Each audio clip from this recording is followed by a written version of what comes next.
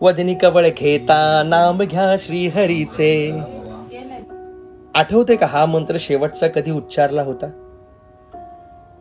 किंवा आठवतंय का कधी अन्नदान केलं होतं? कावळे आणि चिमण्यांसाठी खिडकीत पाणी ठेवलेलं तरी आठवतंय का? नाही आठवणार, कारण आपण हे हल्ली काही करतच नाही ना. अन्नदान तर करत नाहीच, पण अन्न मात्र नेहमी वाया घालवतो. कारण पंक्तीत मांडी घालून जेवणारे आपण आता बुफेच्या रांगेत उभे राहून जेवू लागलोय ना. पोषक पौष्टिक अन्न आपली संस्कृती आहे हे आपण विसरतोय, कारण आपण सतत बाहेरचं खातोय. आपल्या घराच्या स्वयंपाकघरात आजीच्या बटव्यात अनेक रोगांचं औषध आहे.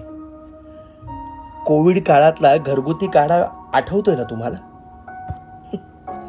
पण रात गई आणि बाद गई म्हणून आपण सगळंच विसरतोय. अन्न तर आपण सर्रास वाया घालवतो.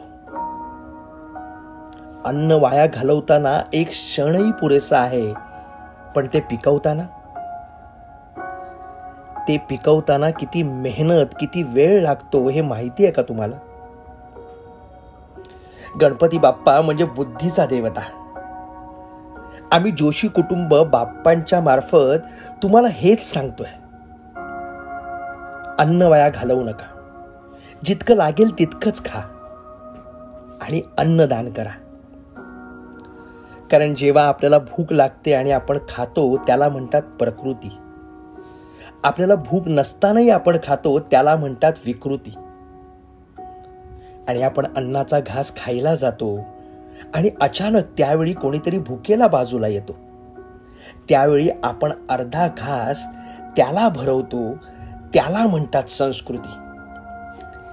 हीच संस्कृती जपूया. पौष्टिक अन्न खाऊया, अन्नदान करूया. बोला गणपती बाप्पा मोरया.